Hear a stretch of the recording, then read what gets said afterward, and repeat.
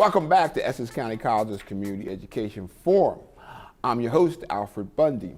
Our next guest has served in corporate America, spent a long time at PSCNG. He has a Doctor of Divinity from the Christian Bible Institute of New Jersey, and he's the senior pastor at Paradise Baptist Church here in Newark. But today we want to discuss him in his role as the chair of the Essex County Human Services Commission. Please welcome Bishop Jethro James to the Community Education Forum. Welcome.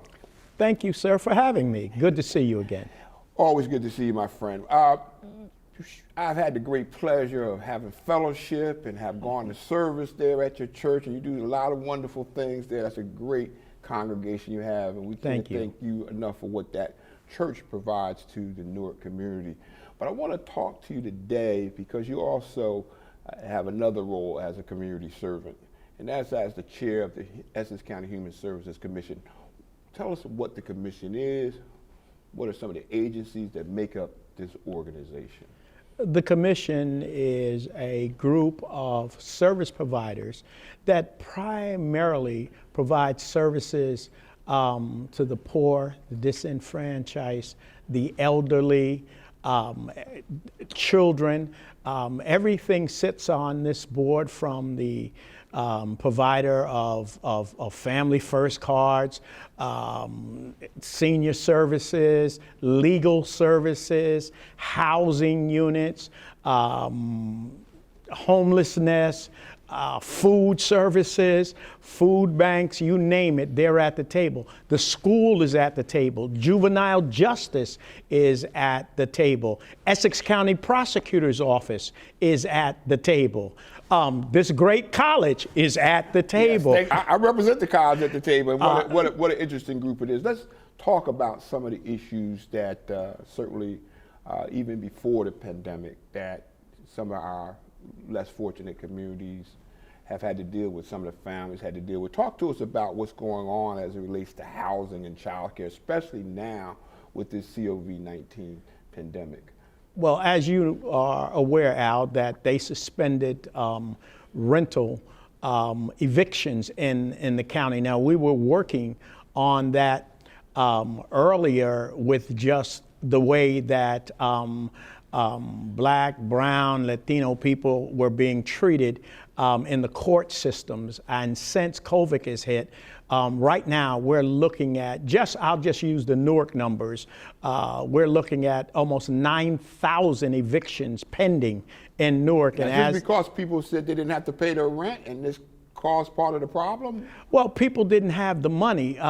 Many poor people, and Martin King said it best many, many years ago. He talked about the working poor. It's also childcare ties into that. And so you have people that go to work all day long, and they need childcare. They're the working poor, so it's not just COVID. And now most of them in the service industry. And so the service industry has been devastated by this, and they just don't have it.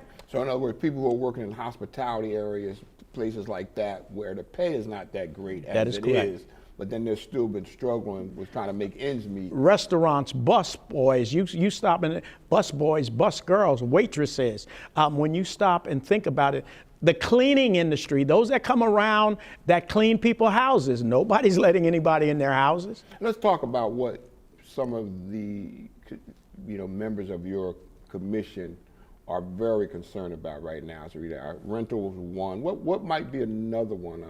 That's a major issue. We're seeing major issues when it comes down to feeding the poor. And we know there's lines given out, cities are giving out lines, but it's just not enough. One of the things that we're looking at, children that are not in school, the problem that we've seen is that there is money set aside from the federal government, through the state, through the county, for them or their parents or their guardian to get extra food stamps, as we would call them, extra DPT cards, as they call them. However, if they're not signed up, they don't get this. So here we have children, 1 out of every 5 children in this county, and that's in predominantly the urban areas, go to bed hungry. I mean, is it too much paperwork? I mean, is it hard for them to have access? Do they know? What's the issue? Well, part of the issue is, and Al, you know, this is not new for you. You've sat on the HAYSAC, you've been around, is that we don't understand computers. We don't understand paperwork. And then some of it is our fault. And I need to say this, and I thank God for most of the people that work in these departments. We're only a paycheck away. And this COVID-19 has showed that from being one of them. In the streets. In the streets. Mm-hmm. And so that's real. And so food and children are our big issue. The elderly, we're dealing with landlords that want to put the elderly out. And I'll just go back to my heritage in Virginia. We never, Big Mama could stay in the house as long as she could breathe. Right. You know, and Big Mama was going to give you, she could always go in, and many of you know this, they could go in and just take them few dollars out and give it to you. Big Mama now is taking in grandchildren and great-grandchildren, some of their grandchildren friends. And as a result, the landlord wants to evict her. Wow, that's kind of like a compounded problem. Yes, sir. Stay with me for a little while as we look more into this pandemic situation. We also know that there's been, you know, concerns about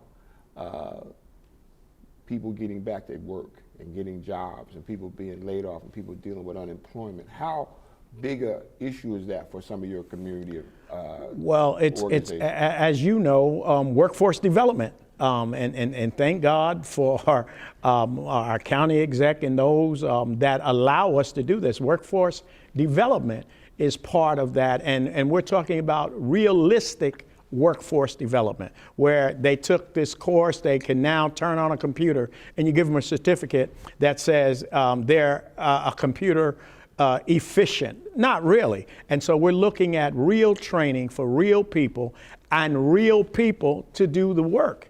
That's part of it. In the middle of this pandemic, we did have marijuana passed. And I understand that the HAYSAC has had a couple policy concerns. And we can talk about that from a policy perspective. Some policy concerns that is even being discussed at the HAYSAC. Like, very briefly, could you share? Yes, sir. Well, many people think because it's legal, it is legal. It is still federally illegal. And so if you get caught smoking and you live in federal housing, if you get TRA, temporary rental assistance, if you get food stamps, they are federal programs. You automatically lose that. You automatically become evicted.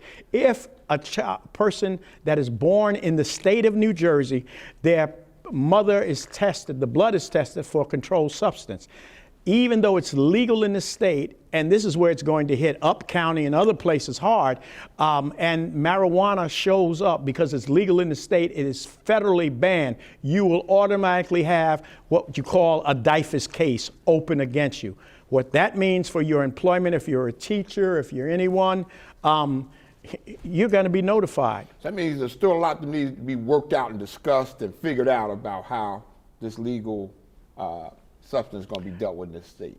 Well, that's true. I've been in touch with several members of the legislators, but there's nothing they can do about federal law. Mm-hmm.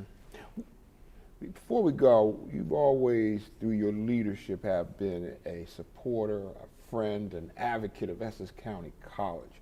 And since we're on an ECC show, I want you to just share with us a little bit about why yourself and either other clergy members have joined you in supporting Essex County College.